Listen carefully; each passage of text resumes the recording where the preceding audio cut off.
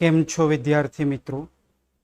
હવે આપણે આજના લેક્ચરમાં નરનસ્ટ સમીકરણની તારવણી કરવાની છે.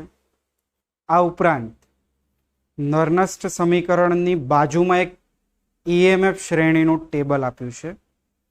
એ EMF શ્રેણીના ટેબલ પરથી જે MCQ પૂછાતા હોય છે, જે VSQ પૂછાતા હોય છે, એ પણ આપણે અહીંયા સમજવાનું છે. જેના આધારિત તમને એક સ્વાધ્યાયમાં 3.2 આપેલું છે. તો પહેલા તો આપણે EMF શ્રેણીને સમજી લઈએ. તો જો EMF શ્રેણીની વચ્ચે તમને એક હાઇડ્રોજન કપલની રિએક્શન આપી હશે. H+ ઇલેક્ટ્રોન મેળવીને H2 બનાવે. છેલ્લા પિરિયડમાં આપણે ભણી ગયા કે હાઇડ્રોજનનો રિડક્શન પોટેન્શિયલ કેટલો. તો તમને હાઇડ્રોજન વાળી રિએક્શનમાં આપેલું હશે હાઇડ્રોજનનો રિડક્શન પોટેન્શિયલ કેટલો આપ્યો હશે? 0 વોલ્ટ. હાઇડ્રોજનની નીચે જે પણ રિડક્શન પોટેન્શિયલ હશે એના મૂલ્ય ઋણ બનતા જાય છે, બરાબર. અને જો ઉપર જોશો તો મૂલ્ય વધારે ધન બનતું જશે. હવે EMF શ્રેણીમાં જુઓ, પહેલું તમને ફ્લોરિનનું રિએક્શન આપ્યું હશે કે ફ્લોરિન ઇલેક્ટ્રોન મેળવીને ફ્લોરાઇડ આયન બનાવે અને સૌથી વધારે રિડક્શન પોટેન્શિયલ ફ્લોરિન માટે મળે છે. હવે તમે નીચે આવો, સૌથી વધારે ઋણ રિડક્શન પોટેન્શિયલ શેના માટે આપ્યો છે? લિથિયમ માટે. હવે હું અહીંયા 2 જ પોઈન્ટ લખું છું, એના ઉપરથી કોઈ પણ MCQ સોલ્વ થઈ જાય. પોઈન્ટ નંબર 1, જો E0 એટલે શું કહીશું આપણે? પોટેન્શિયલ. જો E0 નું મૂલ્ય વધારે ઋણ હોય તો તે પ્રબળ રિડક્શન કરતા તરીકે વર્તે છે. ચલો હવે ફરીથી તમે EMF શ્રેણી વાળું પેજ ખોલો. ખોલ્યું પેજ. સૌથી વધારે ઋણ મૂલ્ય કોના માટે મળે છે? તો છેલ્લી રિએક્શન જોઈ લો. લિથિયમ માટે તમને મળતું હશે સૌથી વધારે ઋણ મૂલ્ય. જો ટેબલમાં તમને આપેલું છે, પેજ નંબર 71 ઉપર લિથિયમ માટે -3.05 વોલ્ટ મળે છે. મૂલ્ય યાદ નથી રાખવાના, પોઈન્ટ યાદ રાખવાનો છે. જેટલું વધારે ઋણ મૂલ્ય તેટલો પ્રબળ રિડક્શન કરતાનો સ્વભાવ, અને જેટલું વધારે ધન મૂલ્ય તેટલો પ્રબળ ઓક્સિડેશન કરતાનો સ્વભાવ. આ 2 પોઈન્ટ જ અહીંયા જોવાના. જો પોટેન્શિયલનું મૂલ્ય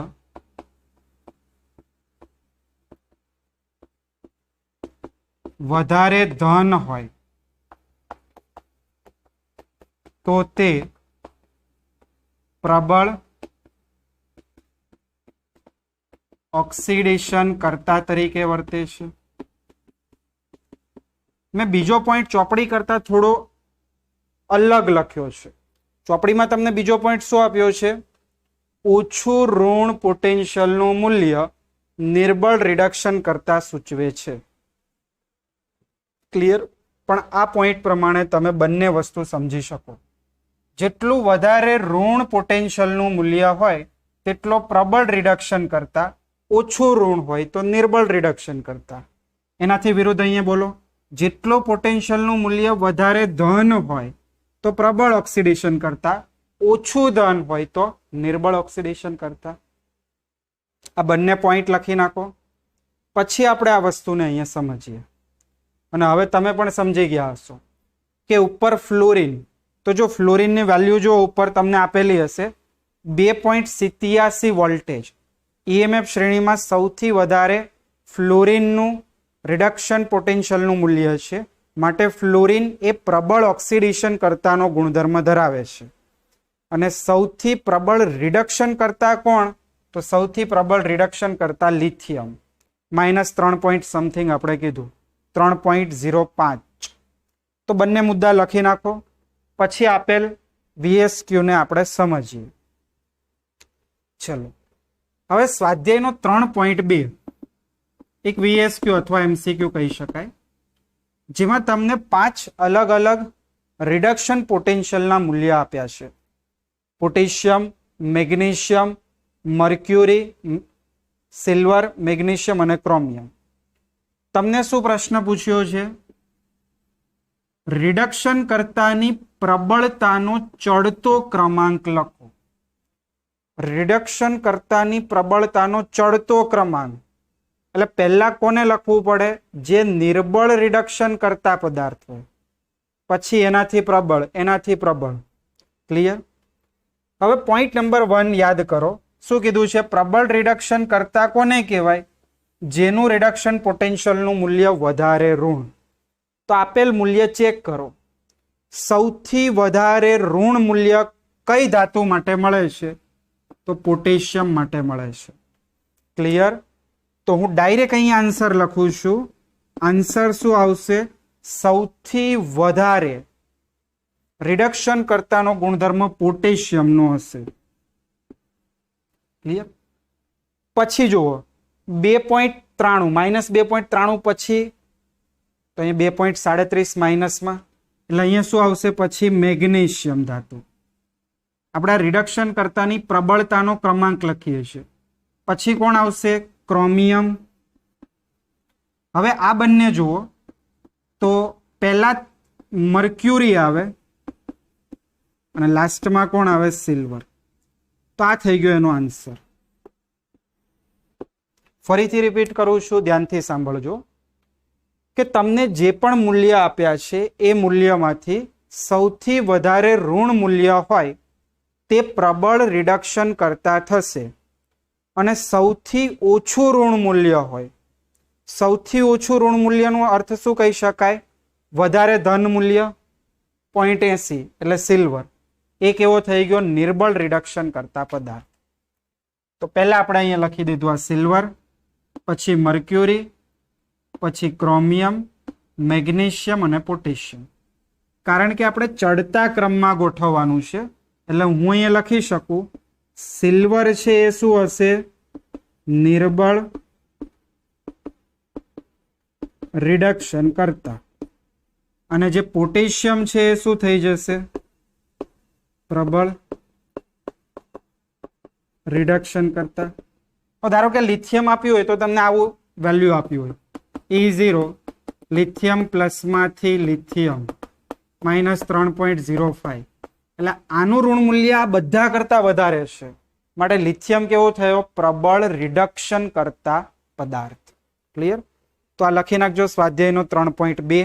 આના આધારિત MCQ પણ અહીંયા સોલ્વ કરવા. ચલો એક તમને હજી આપું છું એક્સ્ટ્રા.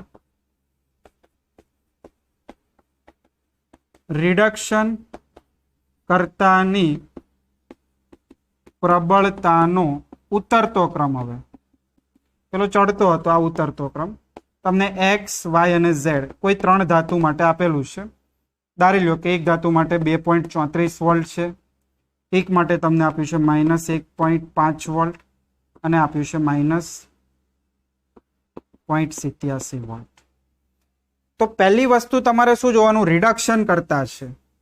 એટલે તમારા પોઈન્ટ યાદ આવવો જોઈએ કે પ્રબળ રિડક્શન કરતા કોને કહીશું? વધારે ઋણ મૂલ્ય હોય એના. તો 1, 2 અને 3 એમાંથી વધારે ઋણ મૂલ્ય કયું થયું? 1.5. એટલે Y આપણા માટે શું થઈ ગયો? પ્રબળ રિડક્શન કરતા ગ્રેટર ધેન. ત્યારબાદ કોણ આવશે? Z greater than X. આ થઈ ગયો ક્રમાંક. અહીંયા આપણને ઉતરતો ક્રમાંક કીધું હતું એટલે જેનું પ્રબળ રિડક્શન કરતા વધારે હોય એ પહેલું આવશે, અને આ થશે નિર્બળ રિડક્શન કરતા. તો બંને લખી નાખો. પછી આપણે નળ સમીકરણ તારવ્યું.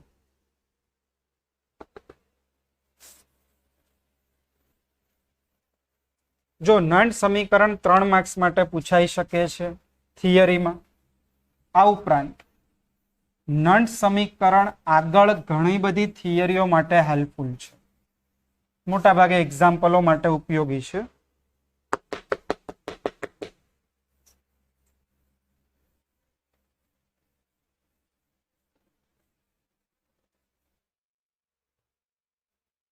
હવે જો નળ સમીકરણ તારવો, પોઈન્ટ નંબર 1 કે જ્યારે વિદ્યુત રાસાયણિક કોષમાં દ્રાવણોની સાંદ્રતા 1 મોલર હોય તો આપણે કોષનું પોટેન્શિયલ આવી રીતે શોધીએ છીએ. E0 સેલ બરાબર E0 R minus E0 L. પણ જ્યારે કોષની અંદર સમાવિષ્ટ દ્રાવણોની સાંદ્રતા 1 મોલર હોતી નથી ત્યારે નર્સ નામના વૈજ્ઞાનિકે કોષ પોટેન્શિયલ શોધવાનું એક સૂત્ર તારવ્યું છે. તો પહેલો પોઈન્ટ લખીશું અહીંયા, જ્યારે દ્રાવણોની સાંદ્રતા 1 મોલર એટલે કે પ્રમાણિત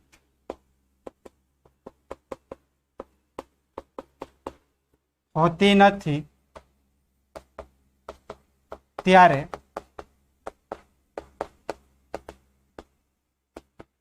કોષ પોટેન્શિયલ શોધવાનું સૂત્ર નર્નસ્ટે આપેલું છે. તો ચલો એના માટે એક રિડક્શન પ્રક્રિયા ધ્યાનમાં લઈએ. કોઈ ધાતુની રિડક્શન પ્રક્રિયા. ચલો રિડક્શન પ્રક્રિયામાં શું થશે? કોઈ ધાતુ આયન છે M પ્લસ, અહીંયા n વીજભાર છે, +1 હોય, +2 હોય, +3 હોય, આયન હોય એટલે કોઈ પણ વીજભાર હોઈ શકે. હવે આને તટસ્થ થવા માટે n ઇલેક્ટ્રોનની જરૂર પડશે અને અહીંયા શું બનાવશે? M solid. આ હતું આયન, આ બન્યું સોલિડ. આપેલ પ્રક્રિયા શું થઈ ગઈ? રિડક્શનની પ્રક્રિયા. હવે આ પ્રક્રિયા માટે મારે પોટેન્શિયલ લખવું હોય તો એનું સૂત્ર તમારે એક પહેલા અહીંયા યાદ કરવું પડશે. આ રીતનું સૂત્ર આવશે.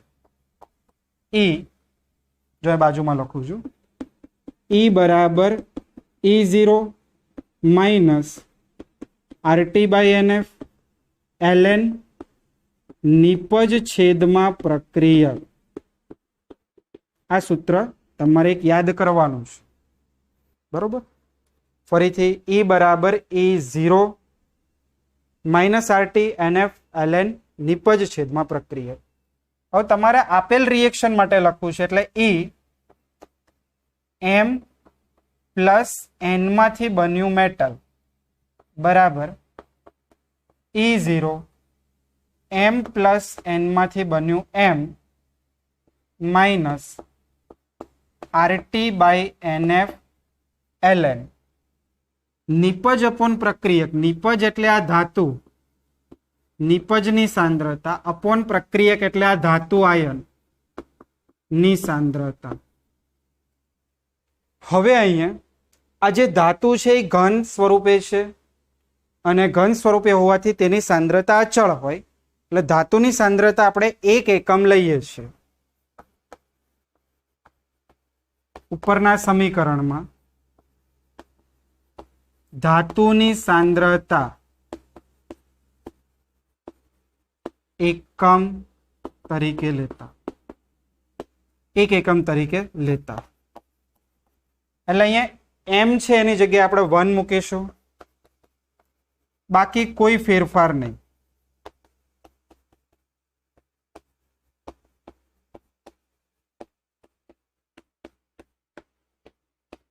ln અહીંયા આવી ગયું 1 અપોન M પ્લસ N. પહેલા તો એટલું ક્લિયર હોવું જોઈએ. હવે જુઓ, તમારે ડેનિયલ કોષ અહીંયાથી લઈ લેવાનો. ચલો ડેનિયલ કોષ યાદ કરો શું હતો? તો ડેનિયલ કોષની અંદર એનોડ અને કેથોડ આપણને ખ્યાલ છે. હવે ડેનિયલ કોષ માટે ચલો પહેલા હું અહીંયા લખું છું કેથોડ. ચલો ડેનિયલ કોષ હોય, કેથોડ છે આપણી પાસે, તો એના માટે શું થશે રિએક્શન? તો રિએક્શનમાં આપણે લખીશું કોપર +2, 2 ઇલેક્ટ્રોન મેળવીને શું બનાવે છે? કોપર. હવે એનો પોટેન્શિયલ મારે અહીંયા લખવો હોય તો આ સમીકરણ વડે લખી શકાય. કોપર +2 કરવાનું, કોપર કરવાનું, કોપર +2, કોપર, અને કોપર +2. તો આવી રીતે હું લખી શકું E કોપર +2 માંથી કોપર બરાબર E0 કોપર +2 માંથી copper -RT NF ln 1 copper +2 ની સાંદ્રતા. સમીકરણ નંબર આને શું આપીએ આપણે? 1 આપીએ. ક્લિયર? હવે હું શું કરું છું, આવી જ રીતે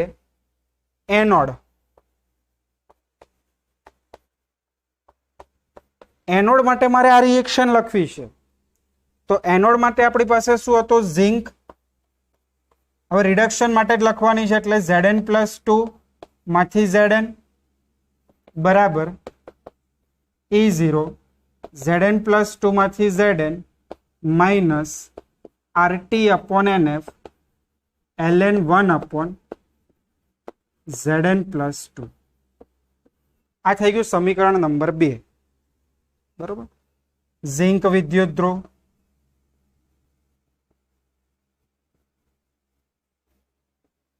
હવે અહીંયા શું થશે? આગળ તમારે ડેનિયલ કોષ માટે પોટેન્શિયલ શોધવો છે. તો ડેનિયલ કોષ આ રીતનો હતો.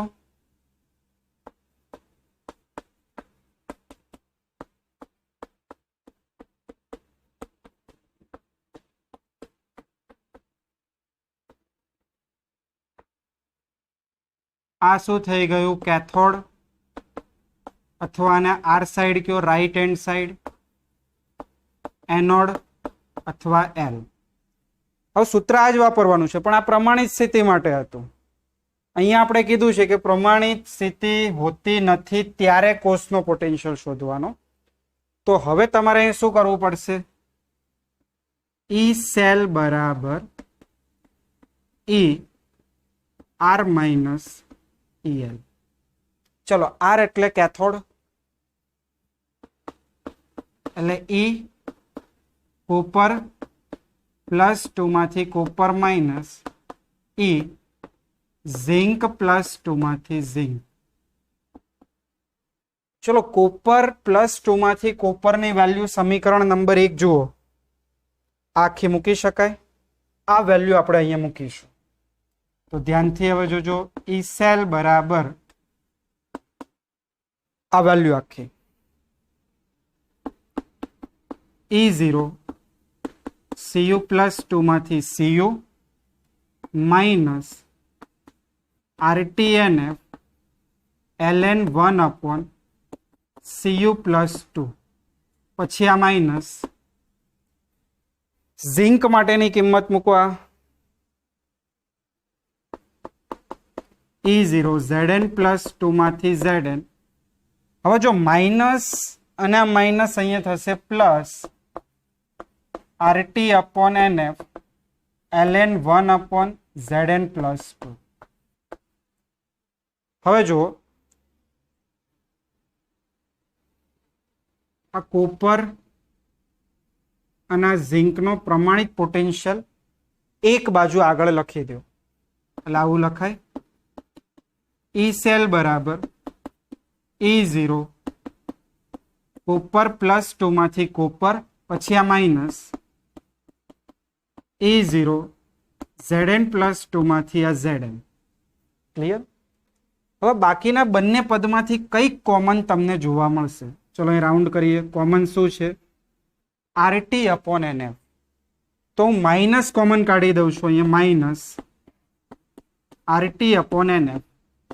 એટલે બાકી શું વધ્યું હવે? ln 1 Cu+2. મેં માઇનસ કોમન કાઢ્યું એટલે આ પ્લસનું શું થશે? Minus ln 1 Zn+2. ક્લિયર? હવે ધ્યાનથી જુઓ,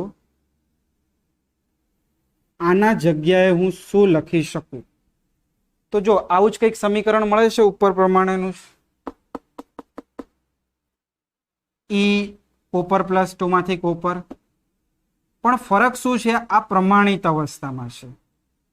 તો તમે આ પ્રમાણિત અવસ્થામાં લ્યો તો અહીંયા 0 કરવું પડે. તો હું આ પદની જગ્યાએ શું મૂકીશ? તો આ પદની જગ્યાએ આવશે E0 સેલ. ક્લિયર?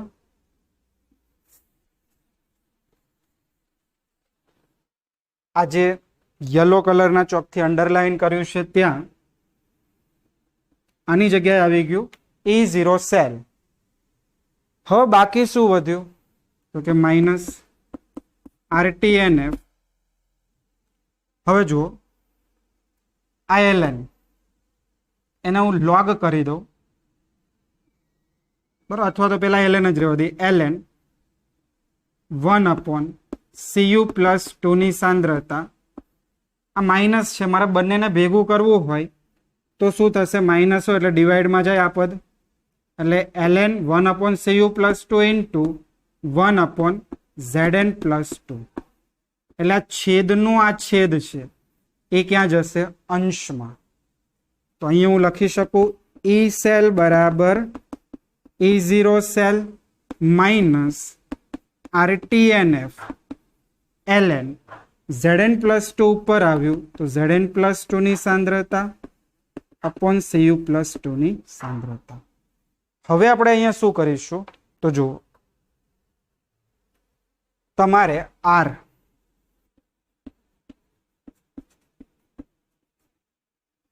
ઉપરના સમીકરણમાં R એટલે શું થશે? ગેસ કોન્સ્ટન્ટ 8.314 જૂલ પર મોલ કેલ્વિન. R ની કિંમત લીધી. T એટલે પ્રમાણિત તાપમાન 298 કેલ્વિન.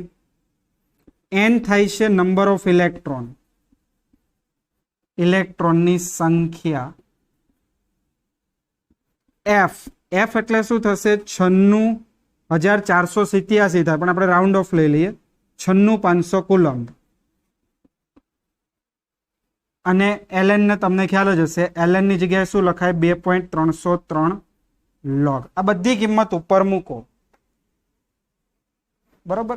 n ની કિંમત નહીં હોય, ખાલી ઇલેક્ટ્રોનની સંખ્યા નહીં મૂકવાની, બાકી બધી કિંમતો મૂકો એટલે તમને જવાબ આવશે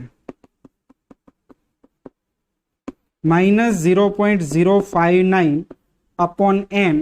ln નું રૂપાંતર શેમાં થઈ ગયું? લોગમાં Zn પ્લસ 2 ની સાંદ્રતા અપોન કોપર પ્લસ આયનની સાંદ્રતા.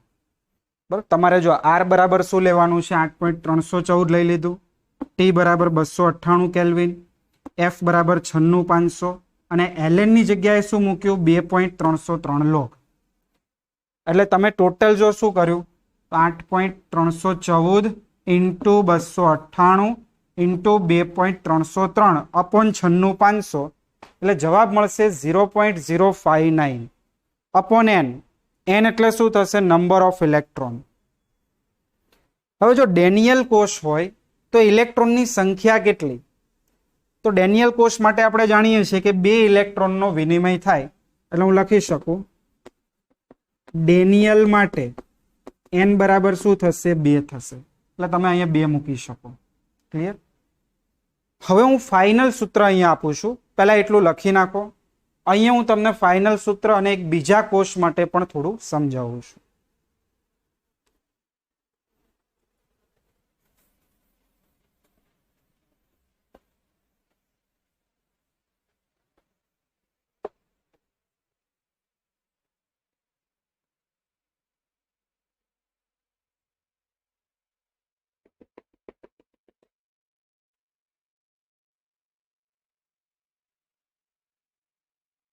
જો પેલા તો ડેનિયલ કોષ માટેની પ્રક્રિયાઓ લખો. અહીંયા ડેનિયલ કોષ, એનોડ, કેથોડ. ચલો, એનોડમાં શું હતું? Zinc, Zn+2 2 electron. કેથોડમાં કોપર +2 2 ઇલેક્ટ્રોન મેળવીને કોપર.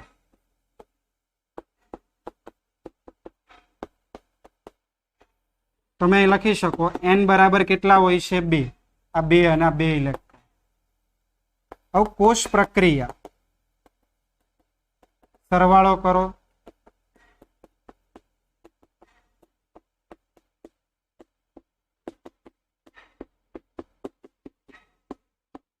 હવે ધ્યાનથી જુઓ, આ ડેનિયલ કોષ માટે જ આખી સાબિતી છે. તો log Zn+2 upon Cu+2 મને મળ્યું. તો Zn+2 તમને નિપજ બાજુ મળે છે અને Cu+2 તમારી પાસે પ્રક્રિયક બાજુ છે. એટલે હું કોમન ફોર્મ્યુલા મારે અહીંયા નંદ સમીકરણ લખવું હોય તો હું શું લખી શકું? તો કોમન ફોર્મ્યુલા થશે E સેલ બરાબર E0 cell minus 0.059 upon n log Zn+2. તો Zn+2 ની જગ્યાએ હું શું લખી શકું? નિપજમાં રહેલા કોઈ પણ સ્પીસીસની સાંદ્રતા અપોન Cu+2 એટલે પ્રક્રિયકની સાંદ્રતા. નિપજ અપોન શું લખી શકું? પ્રક્રિયક. ચલો, આ ઉપરાંત આપણે જાણીએ છીએ કે Zn+2 એનોડ તરીકે હોય છે. તો તમારે આની જગ્યાએ બીજું કંઈ લખવું હોય તો આવી રીતે બીજું સૂત્ર પણ બની શકે. આગળના પદમાં કોઈ ફેરફાર નથી કરવાનો. log નિપજ અપોન પ્રક્રિયક Zn+2 અપોન Cu+2. તો Zn+2 એનોડ પર રહેલી સાંદ્રતા છે. તો હું લખી શકું એનોડમાં રહેલા આયનની સાંદ્રતા અપોન કેથોડમાં રહેલા આયનની સાંદ્રતા. એનોડ અપોન કેથોડ પણ લખી શકાય. હવે અહીંયા સાંભળજો કે એનની સંખ્યા એ હંમેશા વીજભાર જેટલી હોય એવું જરૂરી નથી. એના માટે તમારે એક બીજો કોષ અહીંયા ધ્યાનમાં લેવાનો છે. કયો કોષ આપ્યો છે? તો નિકલ અને સિલ્વરનો. જો પાછળ પેજ ફેરવશો તો તમને અહીંયા આપેલો છે કે આપણે બંને ધ્રુવો માટે સરખી સંખ્યામાં ઇલેક્ટ્રોન હોય એવા જરૂરી હોતા નથી. નિકલ અને સિલ્વરનો એક આપ્યો છે. તો એના માટે નંદ સમીકરણ આપણે અહીંયા લખીએ અને એને ખાસ સમજજો. ચલો આને ઇરેઝ કરીએ. હવે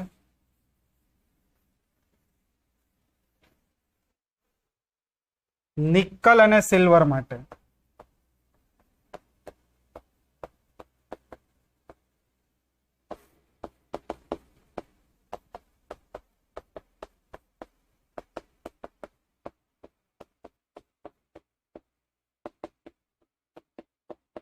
આવી રીતે કોષ આપેલો છે. તો પેલા તો એનોડ કેથોડ કોને કહેવાય? તો આ ક્ષાર ક્ષેત્રની ડાબી બાજુ એટલે આગળનો ભાગ એનોડ, આ કેથોડ. બરાબર. પ્રક્રિયા તમારે લખવી તો લખી શકાય. એનોડ ઉપર નિકલ ધાતુ નું ઓક્સિડેશન થઈ નિકલ +2 આયન અને 2 ઇલેક્ટ્રોન મુક્ત થશે. કેથોડ પર સિલ્વરનું રિડક્શન થઈને સિલ્વર ધાતુ મને મળશે. હવે મારે અહીંયા કોષ પ્રક્રિયા લખવી હોય ત્યારે ઇલેક્ટ્રોનની સંખ્યા સરખી કરવી પડે. અહીંયા 2 ઇલેક્ટ્રોન છે જ્યારે અહીંયા એક જ ઇલેક્ટ્રોન છે. તો કેથોડ પર રિડક્શન પ્રક્રિયાને હું 2 વડે મલ્ટીપ્લાય કરું એટલે 2 અને 2 ઇલેક્ટ્રોન કટ. n બરાબર અહીંયા શું બન્યું? 2. હવે લખી નાખો કોષ પ્રક્રિયા.